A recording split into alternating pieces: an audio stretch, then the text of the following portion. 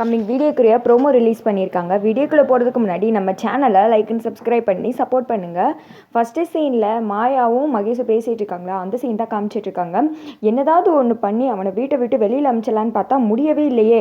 அன்றைக்கே உங்கள் நிச்சயதார்த்தத்தை அன்றைக்கே அவன் வெளியில் போயிருக்கிறது, ஆனால் அது இதுன்னு சொல்லி மேடத்தோட மனசையே மாற்றிட்டான் அப்படின்னு சொல்ல என்ன தான் பண்ணுறது. அங்கே நடந்ததெல்லாம் பார்த்தா எனக்கு கோவமாக தான் வந்துச்சு.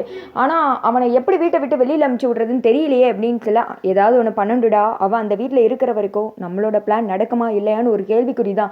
ஏன்னா அவன் கொஞ்சம் கொஞ்சமாக நம்ம பண்ணுறதெல்லாம் கண்டுபிடிச்சு நம்மளே நோண்ட ஆரம்பிக்கிறான். ஏதோ அவனை விட நம்ம கொஞ்சம் உஷாராக இருக்கிறதுனால அவன்கிட்ட இப்போ வரைக்கும் சிக்காமல் தட்டி கழிச்சுட்ருக்கோம். ஆனால் எல்லா நாளும் ஒரு நாள் போல் இருக்காது.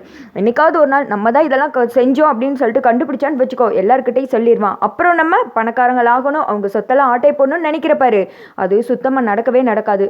நம்மளை பற்றின விஷயத்தை அவன் கண்டுபிடிச்சு நம்மளை அசிங்கப்படுத்துறதுக்கு முன்னாடி அவன் அந்த வீட்டை விட்டு வெளியில் அமுச்சு விட்டணும் அப்படின்னு சொல்ல, நீ சொல்கிறதெல்லாம் சரிதான், ஆனால் இப்போ எப்படி அவனை வெளியில் அமுச்சு விடுறது, வேற வழியே இல்லையே அப்படின்னு சொல்ல, அதுக்கு ஒரு வழி இருக்குது அப்படின்றாங்க. அது என்ன வழி அப்படின்ற மாதிரி கேட்குறாங்க மகேஷ்.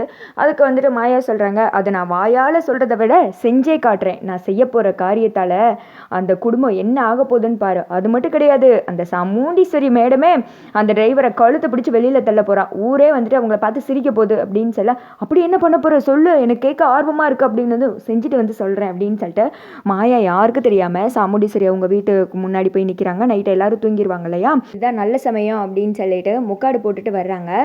களவாணி படத்தில் எல்சி 112 அதை தான் இந்த இடத்துல செஞ்சிட்டு இருக்காங்க. யாருக்கு தெரியாமல் ஒரு சாக் பீஸ் எடுத்துகிட்டு வந்து ஹார்ட்டெல்லாம் போடுறாங்க. அதில் வந்துட்டு அம்பலாம் விடுறாங்க. சாமுண்டீஸ்வரி டிரைவர் போட்டு கீழே வந்துட்டு ரேவதி லவ்ஸு அப்படின்னு எழுதி விட்டுட்டு, டே டிரைவரு உன்னை வெளியில் அமுச்சு விடுறதுக்கு நீ என்கிட்ட தொக்கா சிக்கிட்டடா, இந்த ஒரு பாயிண்ட் போதும், இதை வச்சு உன்னை எப்படி வெளியில் அமுச்சு விட்றேன் பாரு, தரமான சம்பவத்தை பண்ணியிருக்கேன், ஆடி போகிற காலையில் இதை எல்லாரும் பார்க்கணும், அந்த டிரைவரை கழுத்தை பிடிச்சி வெளியில் தள்ளணும், இது நடக்குதா இல்லையான்னு பாரு அப்படின்னு சொல்லிட்டு மறுபடியும் யாராவது பார்க்குறாங்களா அப்படின்ற மாதிரி குடுகுடுன்னு அங்கேருந்து வந்துட்டு வீட்டுக்கு வந்துடுறாங்க.